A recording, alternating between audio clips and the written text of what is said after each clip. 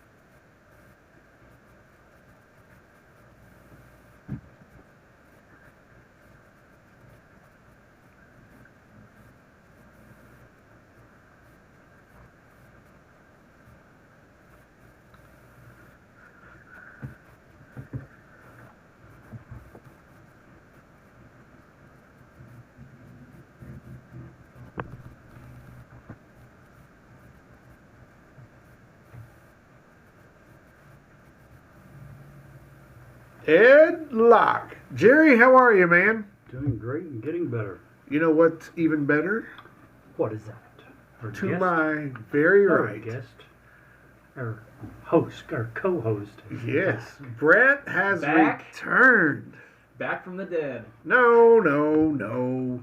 Now, after you finally left for a while because you needed to, go produce more offspring, No. we finally gave you a break and didn't say, wasn't making up stories about back hair being braided or stuff.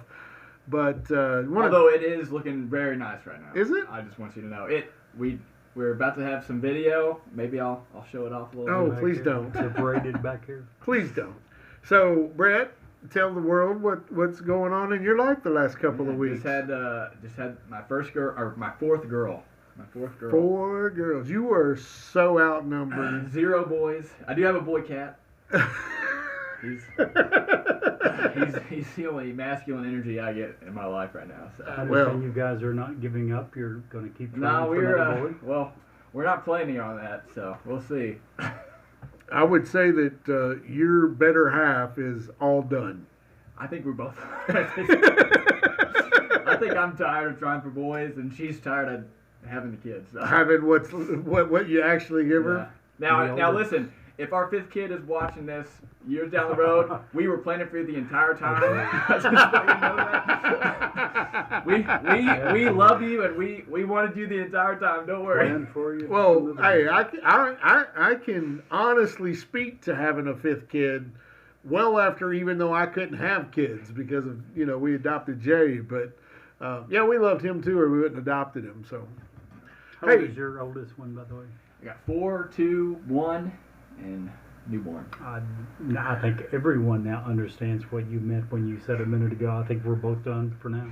Yeah, no, Not we got imagine. 3 in diaper. Well, 2 in diapers, 1 in pull-ups. That's trying to potty train, but not doing a very good job. So, good That's a handful Lord. for Yeah, you so and her and- we went to. Oh man, we just talking about like prices of things. We went to Sam's Club. All we got was diapers, wipes, and we got some snacks for the kids. $500. So, Wow. yeah. So Hey, before we get into tonight's show, I want to give a couple of plugs to a couple of things. If you don't care, do you care? No. Cool. First of all, Brett and I are avid D&D players. Jerry's lame, but I want to throw a shout out to the Knights of the D20. They're on Twitch, YouTube. They're just starting a new campaign. It's fantastic. I'm hooked. I can't wait. They've got 3 episodes uploaded so far, and they're going to start a new episode every Monday. Check them out, Knights of the D20. They will be awesome. Follow them, like them, do all that thing, make them algorithms go. Second thing I want to talk about, and I'm going to let Jerry talk a little bit about it, because we met at the Bigfoot Festival, Easton Hawk. We did. Of Easton Hawk Illustrations. Phenomenal fella. Phenomenal. Helped us out, do things that we didn't even realize we should be doing, to be honest. Saved our computer equipment with some trash bags during Helped us hold the gazebo down during the storm. Left his gazebo, came over next to help door us. to help us. So if you need an amazing picture of a cryptid of any variety, he's on Etsy, I know for sure. He's always at these festivals. Check them out. Prices are amazingly reasonable. The artwork is beyond words. And don't take our word for it, so to interrupt. Yeah, go look at Etsy. Etsy. Look up Easton Hawk Art. We will also leave a link when we put this episode up. If you're in the Pittsburgh area this coming Saturday, 8/17, he's going to be at the Cryptid Bash.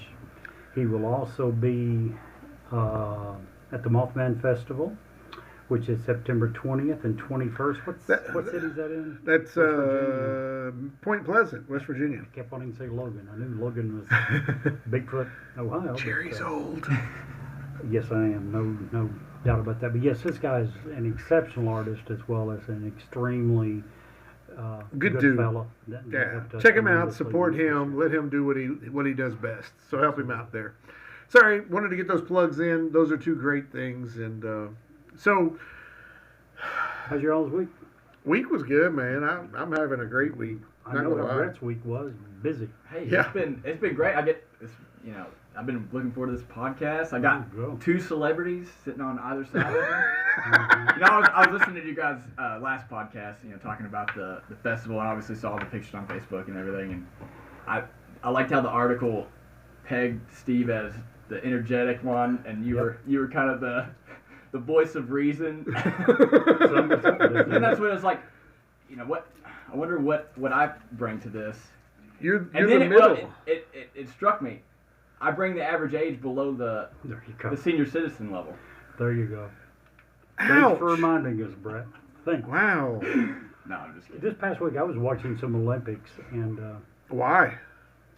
Dude, I mean, I swear if you steal my joke, I swear if you steal my joke, this is exactly how my joke starts out. I'm just saying. After you get done with this, I'm immediately telling my joke because you literally just start exactly how I'm about to start mine. I will admit, this is the lead up to my dad joke.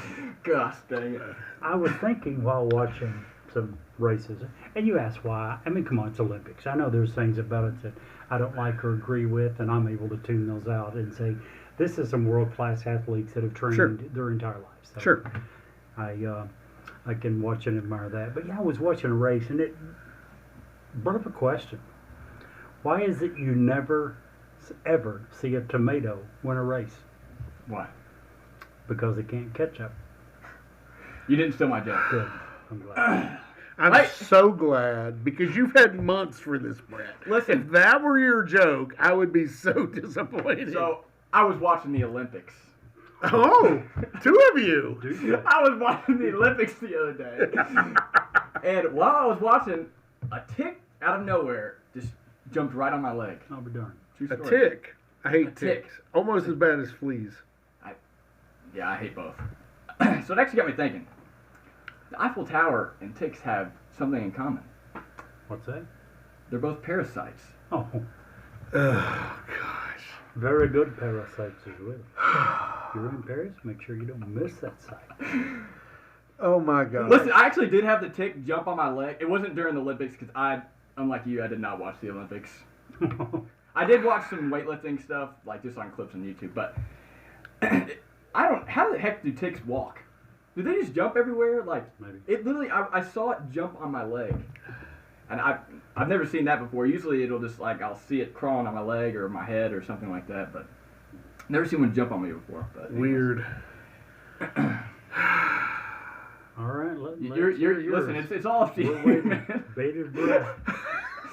Well, I don't have a good dad joke. All I can say is I was while you guys, whoa, that was loud. While you guys were watching the Olympics, I was watching the Scientific Network. Good for you. And yeah, I try to learn things. But what I realized is that scientists got bored of watching the Earth turn after 24 hours, and they just called it a day. I like it. I like that one. I don't even have words for that. Well, that's good because it was so much better than yours and your ketchup joke. Gosh, I almost used a ketchup joke. It wasn't Different one. It was a different one, but it was a ketchup joke. hey, I also just so you know, in 66 days, Steve will be cruising the Caribbean. Just so you know, We've already started the countdown, I see. countdown is 66 on. days, Can't say I blame you at all. 3 hours, on that. 27 minutes, There you 3 go. seconds. Would you like to know the exact time? Because I can tell you. That's fine. So tonight we are going to be talking about one of my favorite places to actually visit. I used to live, but you guys maybe not even know that. I used to live 30 minutes from here. I didn't know. No, I did not know that. So just outside of Dayton, Ohio, is the Wright-Patterson Air Force Base. It's on, say, if you're looking at the map, it's on the right side. I lived on the left in West Alexandria, which is just on the other side of Dayton. And if you ever live anywhere in central Ohio, here's something that you need to understand.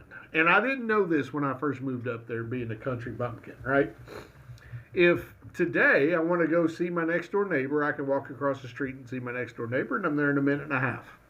Right. In Ohio, there's this time warp thing that happens. I don't care if you're going across the street, across the river, or across the town. Everything around Dayton takes 30 minutes to get there. And it's the strangest thing that I've ever done. I worked in, Jerry has told you guys forever that me and him both worked in retail. I worked at a retail store in New Lebanon, Ohio, or West Alexandria, Ohio. One of the two. I don't even remember. It's whatever. It's somewhere in Ohio. Yeah.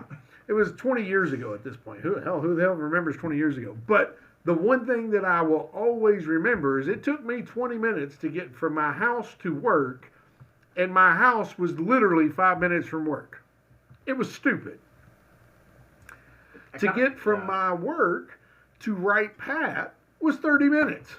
And it was on the other side of Dayton. Go figure. It was crazy. So anyway, but Wright-Patterson has a special place in my heart, mainly because when I was a Cub Scout, this was the first place that I ever went. Oh, wow. The very first place out, that we went on a trip to. I'd never been anywhere up until that point. And to see all the airplanes in the museum, and then they allowed us when we were there, and I don't know if you can do this as the general public or not, but they allowed us to eat in the, with the food lines, whatever the food court. It was just so cool. It was so massive. There was no way we could get through it all. I didn't see any aliens, but that doesn't mean that there wasn't a lot of areas that were not for the general public. Right, yeah. And you saw lots of those doors. Air Force base. Huh? It is an Air Force It base. is, right. So, I mean, it is an active, place. Research facilities. Yeah. They're working on the most up-to-date tech. Probably. So, I know Jerry's going to get into a bunch of history. And Brett's got some cool stuff. I'm going to kind of interject a little bit here and there, but if you think Area 51's cool, you have to think Wright-Patterson is the bee's knees, if you will. Jerry, tell us a little bit about how Wright-Patterson came to be. Well, let's start with the name. Wright-Patterson Air Force Base, the Wright part of it came, believe it or not, from the Wright brothers.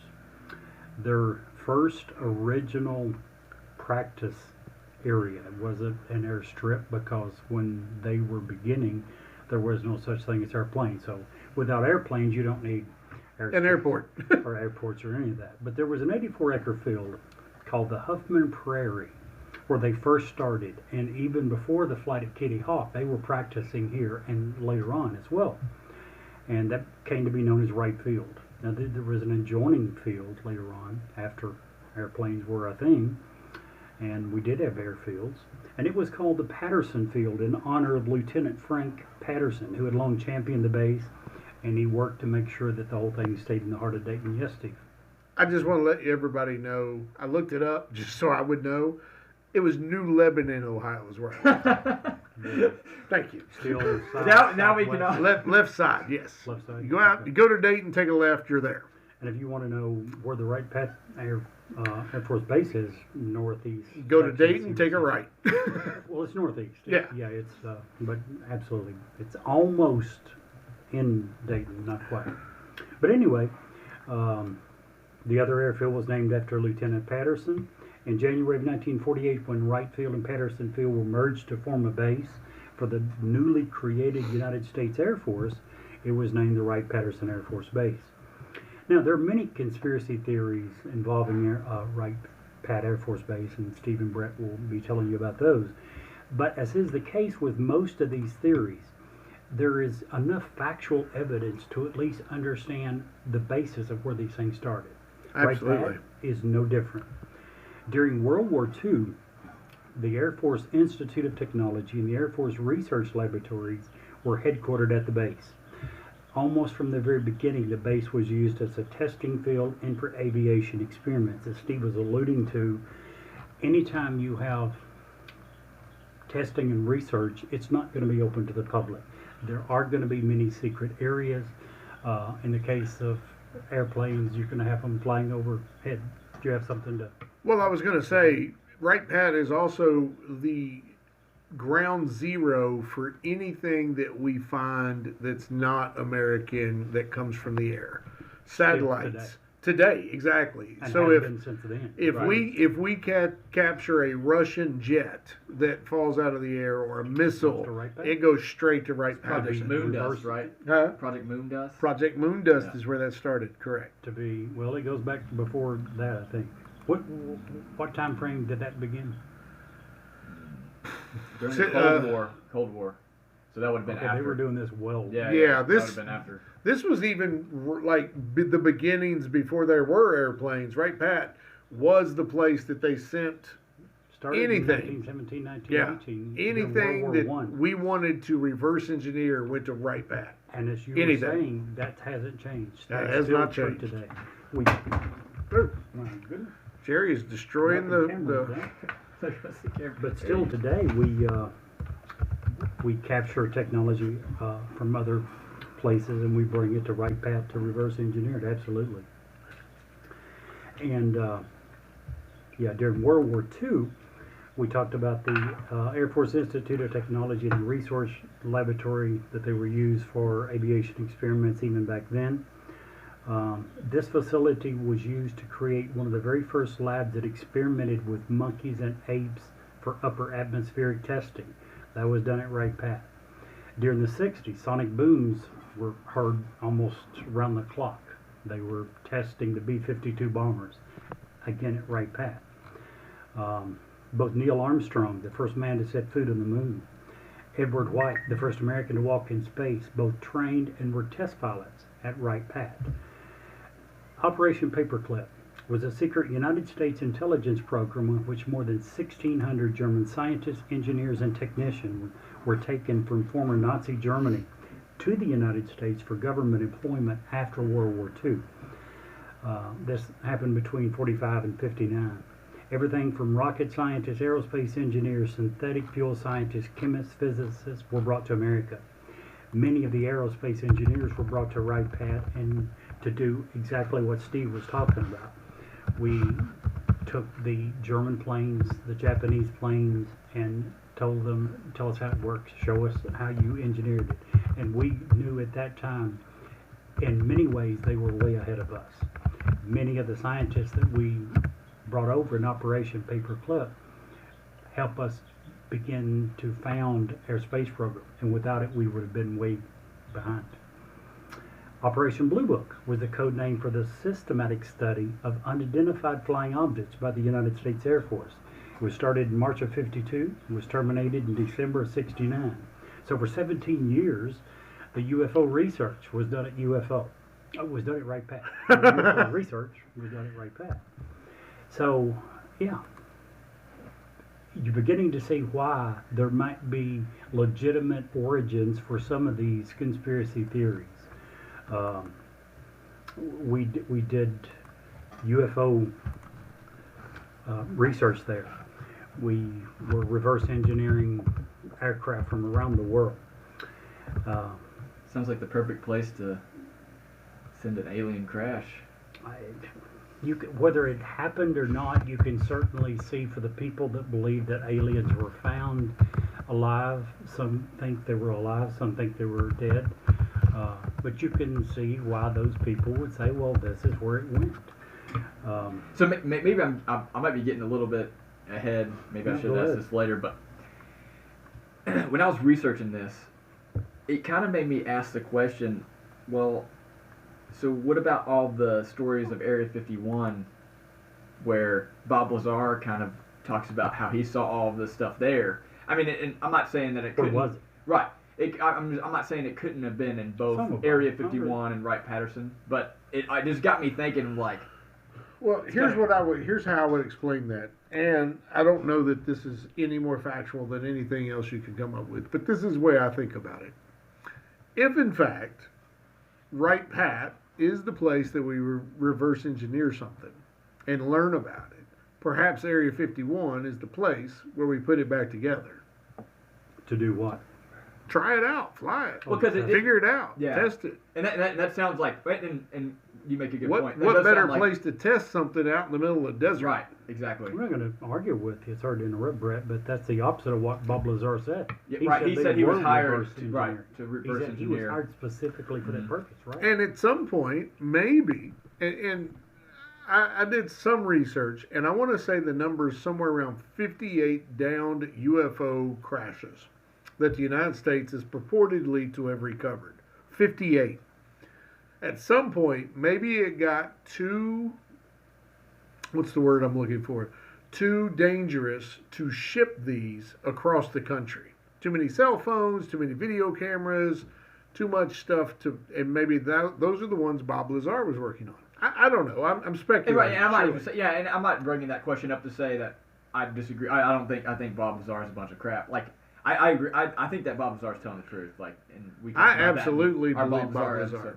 Yeah, but it got me thinking. It was like, I know you. Jerry's over here smirking at us. It did get me thinking. It was like, which ones, they could both be true, but it does seem like, okay, they're taking it to Wright-Pat to reverse engineer. What was Bob Lazar doing over there? I don't know. It did get me thinking. I agree. But well, and the one thing that Bob Lazar has always speculated, and that we just don't know yet, is that he wasn't even at Area 51. He was at S4, right, which was another separate entity, a part of Area 51, but not attached to Area 51. No, it was in it.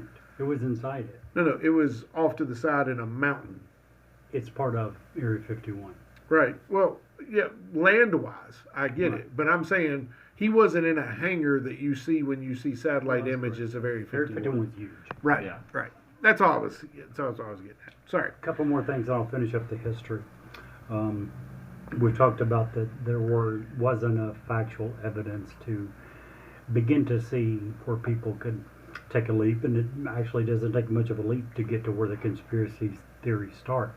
And they absolutely did start. In 1966, a UFO conspiracy book called Incident at Exeter had a one-sentence mention of the aliens being brought to Wright-Pat.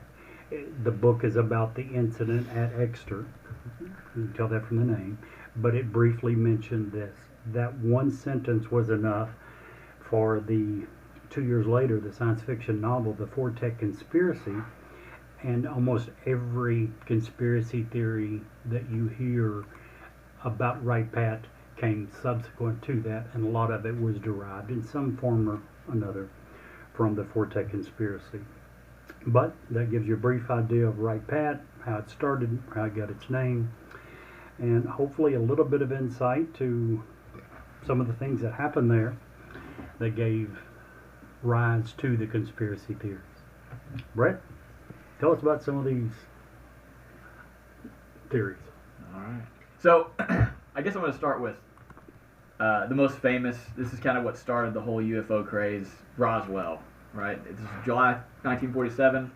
I'm going to briefly go over it just for those who maybe new listeners. We did cover Roswell in, I think, multiple episodes at this point. Yeah. So if you wanted to learn more about Roswell, definitely go back and listen to those. But essentially, Roswell was the Roswell incident was a downed aircraft that was found on the ranch of Mac Brazel in Roswell, New Mexico. Brazel informed the authorities that he found this, what looked like to be some sort of weather balloon type of aircraft. He informed the authorities. They contacted the Roswell Army Airfield. Days after, the press release claimed that the military had recovered a flying disc, which obviously set everyone, everybody went crazy over this headline. They then backtracked a few days later, saying that it was not a disc, but it was actually a weather balloon. Years later, I believe the year was 1994, the military admitted that it was not a weather balloon, but part of Project Mogul. So this is kind of like the history of Roswell, how it's evolved. Obviously, those who believe that something actually did happen here at Roswell you see that I'm one of those people. I think that Roswell was an actual UFO, alien, extraterrestrial crash. The military lied to us once. They could definitely lie to us again. The military always lies to us. Yeah, and I'm speaking. I first of all, real quick, let me just shout out to Clay. He had a successful medical procedure. He's on the recovery. We're going to have him here in a couple of weeks. Go Clay! Send your prayers and thoughts to Clay. He needs the help as he heals, and we get him back on the show. But the government always lies to us. The government, for all intents and purposes, for their military and for everything that they present to us, are 20 years ahead of anything that we see currently. And we want them to lie to us. We don't want them to take our military secrets and to put us on the front page of the New York Times. No, 100%, yeah. But would it really hurt to be like... No, I agree. You know what I mean? It's like, we have talked many times, and you too, when you were... Yeah. Because you were on with us part of the Roswell incident, was the government is largely responsible for a lot of the conspiracy theories because of, just like this case, they didn't tell the truth in the first place. And in a case where you didn't need to lie a little bit, it turns out in 1993 what they were saying was this was a program where they were trying to figure out how to get satellite balloons over China and Russia. Okay, you didn't need to tell that. Should have just asked the Chinese. But did they know they're back pretty in the 40s? successful. They know now. I don't know that they knew in the 40s, Steve. So yeah, I don't know that. It's a freaking balloon. You blow it up, you let it go. It's not rocket science. We don't need the Germans to figure that out for us. Well, apparently we thought we did because we were doing secret experiments in Roswell in the way back when. But anyway, yes. Sorry to interrupt you. Yeah, no. So and Jerry, always the skeptic. And we kind of see this. Skeptic of what? Of me being I sexy. agree with Brett. Anyways. Oh yeah, and we kind of see, and just, it's not just with the military. I mean, if the media lies to us, we are very hesitant to trust the media again. And we kind of see that recently in just all the craziness that's been going on. But anyways. I'm glad you caught that, Brad. I did. I was going to say it, but I didn't want to get political on the show, but it's fine.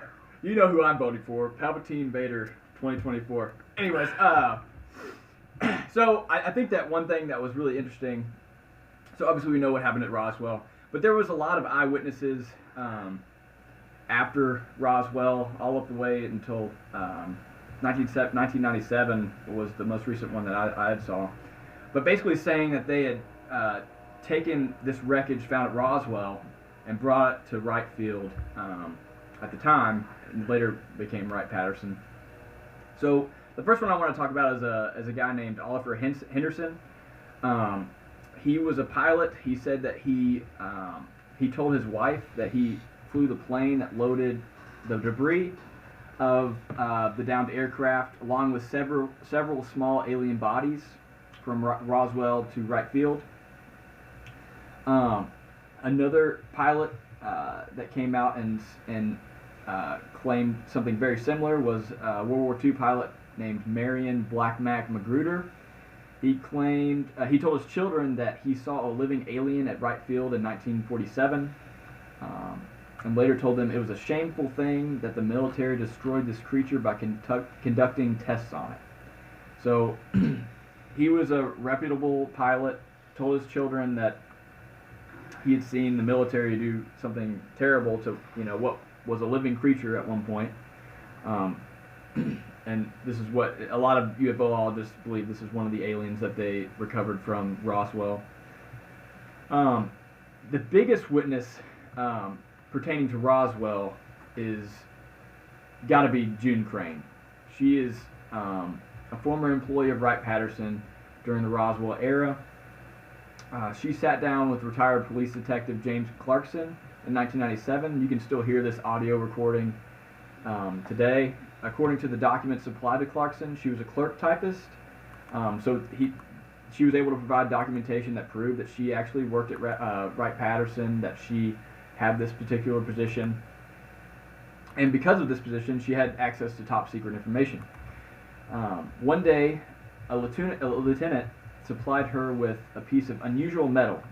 So, if you guys listened to our Roswell episode, you've heard of this metal before. Basically, what they described it as you would deform it, you would try and break it, tear it, and it would always return to its original shape.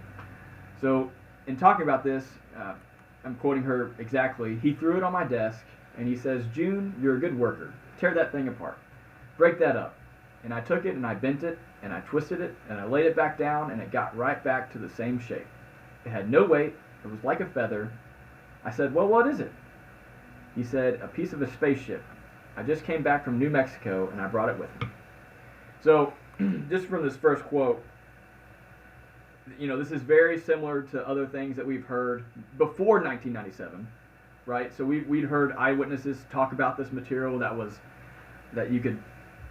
I think Bob Lazar talked about this material, if I'm not mistaken, in the 80s. So most anyone associated with Roswell that has firsthand knowledge, this is the go-to. Right, and it just adds to the claim. I feel with a lot of these stories that we do, especially when we're talking about eyewitnesses, we always say, like, all right, what's their gain? And in the case of June Crane, she was 72 at the time. She actually died a year later, in 1998. It didn't seem like she had a lot to gain to reveal this information, other than just to get this secret that she's kept for all these years off her chest. So some more that she had talked about. According to Crane, her top secret clearance allowed her to witness high-level base information, including, she claims, classified files on UFO crash retrieval. I'm quoting her exactly. There are 3 times that I'm aware of. One was Roswell, and then there were 2 others. And the one where they brought the 2 men into Wright-Patterson Air Force Base and put them in an icebox. I didn't see it because no one was allowed to see it. He called them little green men. Then he described them as greenish blue. They were 4 foot tall, and they were dead, non-humans. So, in some of the other witnesses that I'm going to talk about, you can kind of see they're all like 4 to 5 feet tall. They're all this grayish, greenish, bluish color. And this actually lines up with Bob Lazar's account of like these child-like, these child-sized humanoids that he had glimpsed while walking through one of the areas of Area 51. So again, Crane had kept her silence for 45 years. So at the time that she worked with Wright-Pat, she signed a confidentiality agreement and was liable for a $10,000 fine. In 1997, she just changed her mind. She wasn't going to keep the secret anymore. She told Clarkson, the investigator, she said, I'm 72 years old. What are they going to do? Shoot me or put me in prison? I think I could handle either one. So this, honestly, in all the research that I've done on Wright-Pat, this was the big one that I was like, man, this, because you can literally listen to the audio. Again, she has nothing to gain from giving this information out. Can I bring up one that I believe? Yeah, for sure. And if it's one of yours, I apologize. One of the people that I actually believe is an author. He's authored 5 different books on UFO retrieval. His name is Donald Schmidt. He was initially, like Jerry, very skeptical of the truth at Roswell in 1947, the crash. But after interviewing hundreds of eyewitnesses, he became convinced that the incident was genuine. It involved an extraterrestrial spacecraft. Eyewitnesses include Walter Halt, public affairs officer at the Roswell Army Field, who actually released the initial news report about it being a flying disc. Halt had posthumously, that's such a hard word to say, confessed that the United States Army Air Force had covered up the truth about the extraterrestrial craft.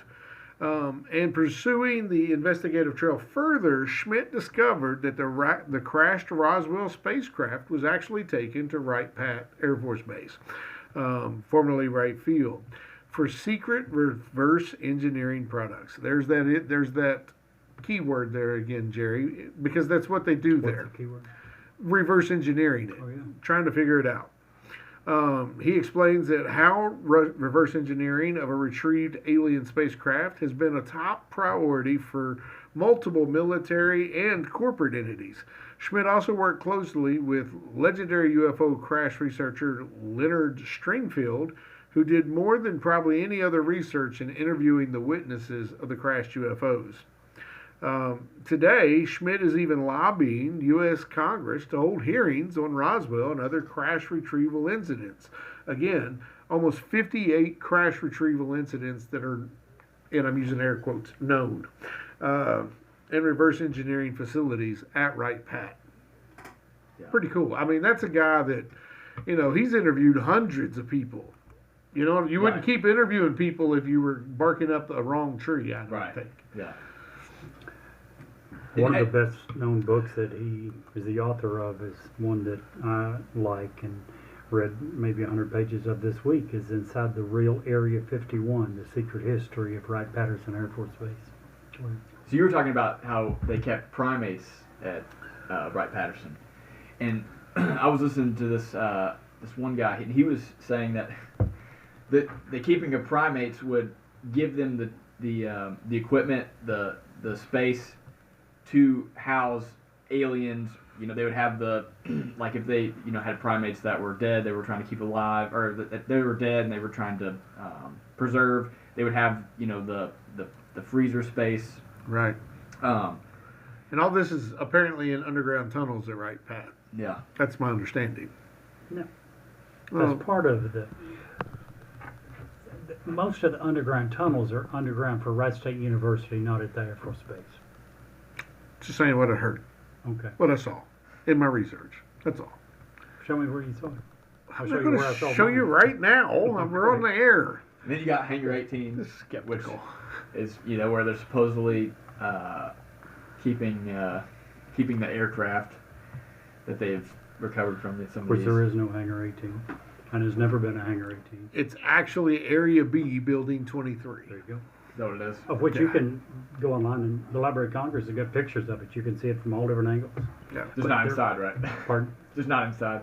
Of course not. And again, do you want to be able to see inside? Listen, yes, I buildings? do. Hold on. What? If it is one of the top aeronautical engineering military sites in America, do you want the public to have access? No, I don't. Inside. Exactly, we don't. And this is another thing too. It's you get really frustrated. I get frustrated with the government because I feel like they lie a lot. They do. But you make a really good point. If we are gaining a lot of tech. You know, I'm an American.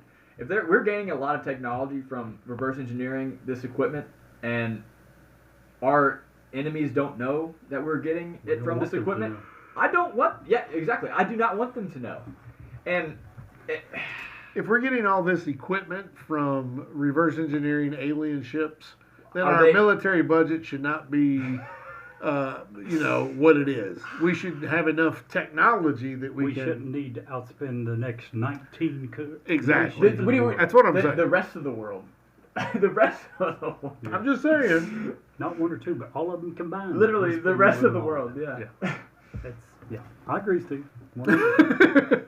I also think that if you bring in an alien ship to a building, Hangar 18 or Area B, Building 23, and as reported, you tear up the floor, you put the ship in the basement, and you reconcrete the floor, I don't guess seeing inside is going to make that much of a difference, because that's what they say happened at Building 23. So they claim, according to, what's your guy's name? Schmidt, I believe. Oh, no, this is actually by Robert Carr, 1974. But in the one book that he wrote, he says that there are far, far more levels underground that you can see. He said there's publicly available pictures, which there are, and it shows 2, 3, 4, maybe 5-story buildings. And his point is there are far more levels underground that you can't see than you can see in your Yeah, pictures. I agree with that. Like you said, why would they show that? Why would they? And I don't want them to. You're right. You're exactly right. I'm at a point that, okay, I don't want them to show me that, but I want them to, I'm ready for disclosure. Well, we get pissed, like we were saying earlier, not when they lie about the things they need to, it's when they do stupid cover-ups about crap that doesn't make sense. And we know that in many cases they do exactly that. That's when you're like, come on, do you ever tell the truth about anything? When you have an astronaut, a Apollo 14 astronaut, and I quote, "Make no mistake, Roswell happened. Evidence points to the fact that Roswell was a real incident, and indeed an alien craft did crash, and that material was recovered from that crash site." Dr. Edgar Mitchell spoke out in 1971, and again with the same story in 2009. The government knew about it and decided not to tell the public. A few insiders know the truth and are studying the bodies that have been discovered. That's a pretty damn credible source. Well, I think I mentioned this in our Roswell episode, but my brother-in-law, his grandfather actually worked. Right. He was a Homeland Security engineer, and he told him right before he died that we're not alone. And he told him, he told him that he worked on Roswell. So yeah, I mean, again, it's all these eyewitnesses, and even if one of them is right? We have all these witnesses. If one of them is right, we have aliens at Wright-Patterson.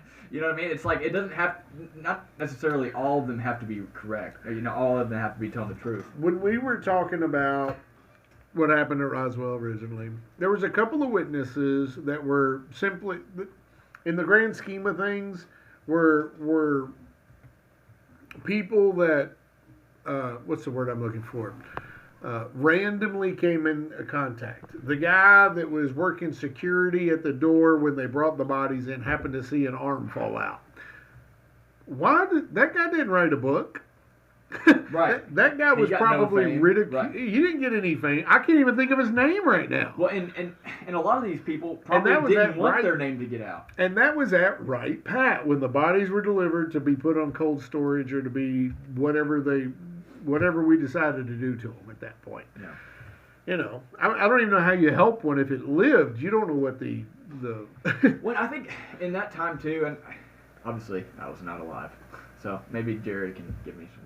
Well, Jerry was definitely alive. But it in that time it didn't seem like the belief in aliens was it was not popular, right? It was, right. You were crazy if you believed in aliens. I remember even when I was in college, I was a part of this Christian group, and we had talked about, like, I think we had some conversation starters, and the conversation starter was literally, do you believe in aliens? And I was the only one in that entire room of like 60 people that said, "Yeah, I think aliens are real," and they completely. And so, anyways, that was in like 2017, 2018. So, Wow. if that was going on then, I can't imagine what was happening in the 40s, 50s, 60s, 70s. Well, we barely, okay, so I got to put myself in the mindset of someone who was raised in the 40s, 20s. There wasn't a lot of aircraft. I mean, to see an airplane was a big deal. Right. We take that stuff for granted, right, today. But, if you lived in, I don't know, friggin' North Dakota, you didn't see airplanes all that much. Right, yeah. But... Going along with what you were just talking about, Donald Smith, the guy that he was talking about earlier in his book that I've read part of, the Inside the Real Area 51 Secret History of Wright-Patterson Air Force Base, he tells in the book, early on in his research, his boss called him in to his office, and he walked in and he noticed that he had a perturbed look, and he said, I had a pretty good working relationship with him, but I knew enough about his temper to stay on the good side of it. And he said, I hear you're investigating, researching, starting to consider writing a book about UFOs. And he's like, yes. And his boss went off on him. How big of an idiot are you? How stupid are you? Yeah. Right. You're going to ruin your So career. it's not just, the people at your Local diner and Yes. stuff. It's even scientists. A lot of them have the same attitude. So here's where the newest, and we covered this. We probably need to cover one more episode of it. But here's where, and I'm using big air quotes here, even if I could buy into the world is flat theory, which I don't pertain to that. I thought we proved that a couple of weeks ago. The Earth is 71% water. All of this water is uncarbonated. Therefore, the world is technically flat. Oh, gosh. Wow. Okay, well, at least that was better than your dad joke. You got some prop back. What do you mean joke? That's all facts there. Anywho, We've proven it. I'm a big believer that we did, in fact, go to the moon. And I'm a big believer that there's zero way in the universe as it is that we're alone.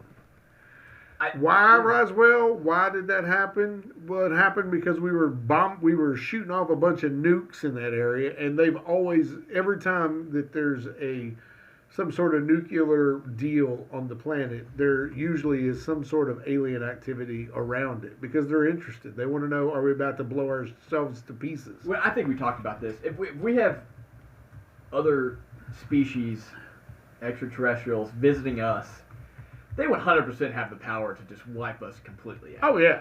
If they have the ability to travel between stars, no matter what star it is, I don't care if it's Alpha Centauri, which is like 4.26 light years away or something like that. If they have the power if they have the ability to do that, they can wipe us completely out. Yeah. So if they wanted to take us out, they definitely would have done it. And like you said, it seems like the sightings are very in line with are just protecting us from our own self-destruction. So, I forgot. Brain just shut down right there. Sorry, I apologize for that. Too much ice cream for you. Brain freeze. Oh, I wish. I'm a fat guy. I love ice cream. Bring it. Who doesn't like ice cream? Right? True. You brought up just in the universe that we can perceive. It's so unlike. I think I actually went through the statistics of like if our planet was the only planet in the whole universe that had life, it was. I mean, I can't remember how many zeros of a percent chance there was. It was like 36 zeros. Like that's how small a percentage of us being the only life in the universe. So anyone that's interested in the numbers and anyone that's interested in how that works, I strongly recommend the book Chariots of the Gods by Eric Van Daniken. It goes into those numbers, and it takes very, very basic numbers, rounded up to make it easy, to make the math easy, to describe how remote it is likely that we are the only ones here on the universe. So, did you have more? Or are you about done? Because I was going to... way more. Huh?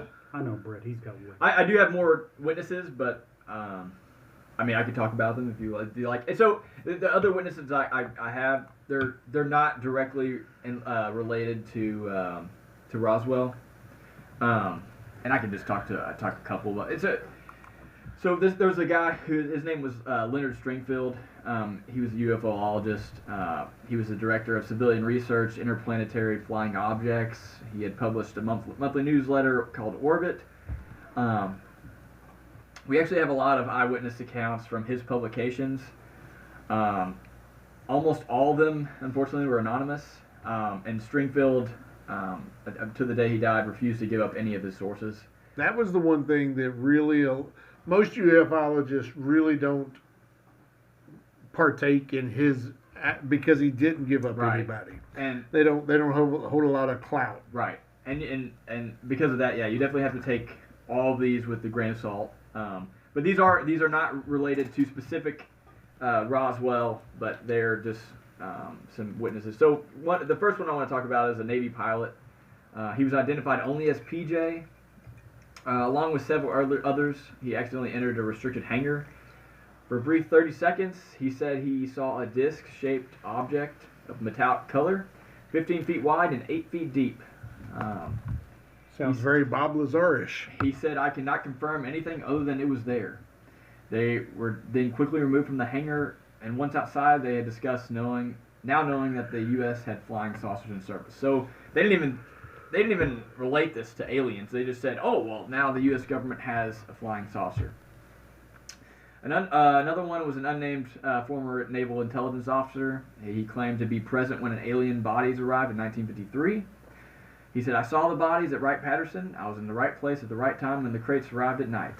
So again, this is just another one, and it might be the same actually. Yeah, that's the guy that I was talking about. I mean, he's not famous, right? And I mean, he's unnamed former naval intelligence. Yeah. So another one, an anonymous Army officer claimed to witness another group of 4 alien bodies brought to Wright-Patterson in 1957. According to the general, 4 bodies were approximately 5 feet in height. Were sent to Wright-Patterson Air Force Base. They were kept in a deep freeze morgue, kept at approximately 120 degrees below zero for preservation. The last one I want to talk about is the one that I find the least credible, because I feel like he's gotten a little bit of fame from this, and I'm not saying he's made any money, but UFO investigator Ted Phillips claims to have been given access to photos that showed alien bodies. Again, not really sure how trustworthy he is, but he did describe the hands as having long, thin fingers with a membrane in between the fingers. With 4 fingers. Right, and this kind of lines up with some other eyewitness accounts, so that's the reason why I put this in here. Did he release those photos? He didn't have the photos. He was given access to the photos, and that's why I'm saying he's the least. He's the one that I was like, I'll just throw him in there because it seems like a lot of these other witnesses line up. I'll take up for him a little bit, because he's not the only one that has said that is the membrane, and with the membrane, the 4 fingers, that is what most people who have seen or claim to have seen pictures or the bodies have said. Right. And so and it seems like, again, a lot of these, almost all of these eyewitness accounts line up almost perfectly as very childlike. They're child-sized humanoids, big heads, large eyes. So anyways, yeah, I just think that's really interesting.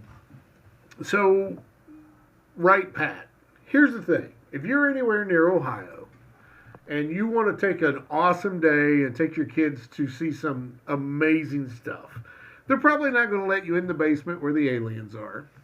But you can, you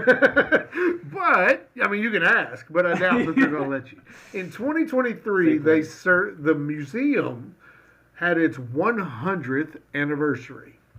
And since 1923, the museum has grown from a small engineering study to the world's largest military aviation museum. It has 350 different aerospace and missile exhibits, all the way from the Wright Flyer all the way up to the B-2 stealth bomber at this point. It's pretty dang amazing. And because it's a federal program, the museum is open every day, 9 to 5. It's only closed on Thanksgiving, Christmas Day, and New Year's Day. The admission, free. Parking, free. So make sure that you take your family and go see the national, its official title is the National Museum of the U.S. Air Force, located at Wright-Patterson Air Force Base, just outside of Dayton. You can get pictures, you can go to listen talks. It has interactive exhibits. It has a full-size replica of the shuttle that took our men to the moon. It is freaking amazing. So go check it out. If you're anywhere near Ohio, go check it out. It'd be well worth your time to spend some time there. And that has nothing to do with whether or not you believe in aliens. No. Or conspiracy Right, yeah. theories. That museum alone is well worth visiting. Right, Pat? Absolutely. Just for the museum alone. From where we are right now, it's only 2.5 hours. Yeah, so it's really a good day. You should, when the girls get a little older, they'd have a fun time there. Oh yeah, for sure.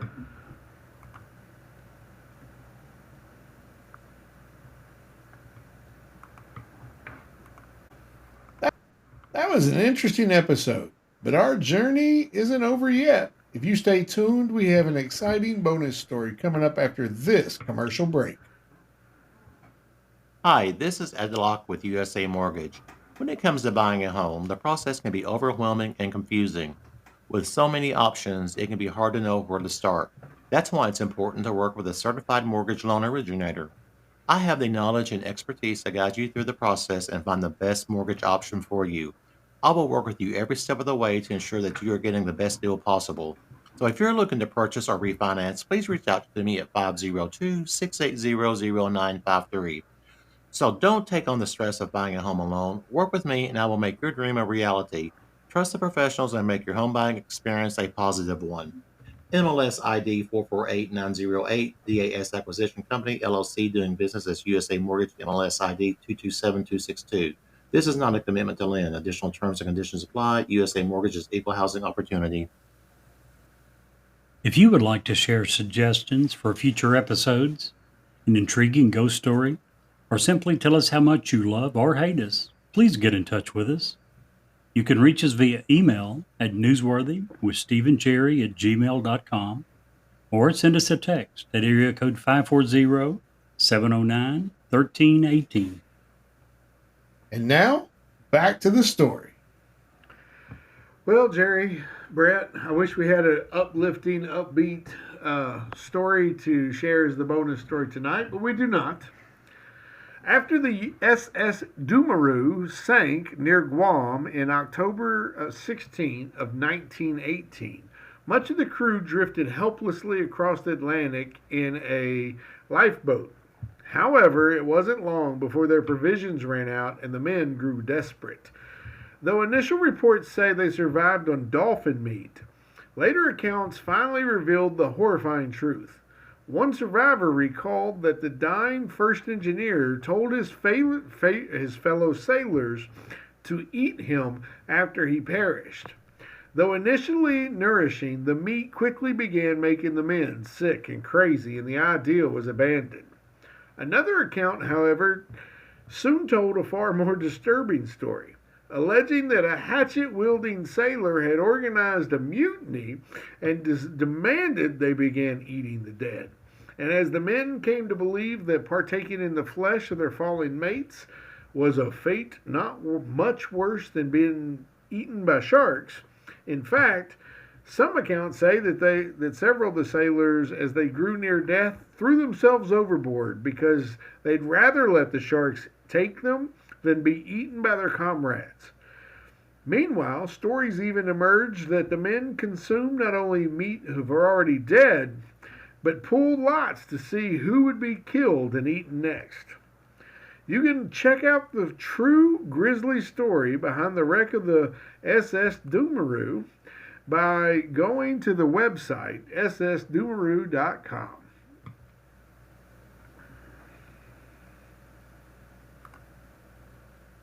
And Jerry, if you can't see the light, Be the light.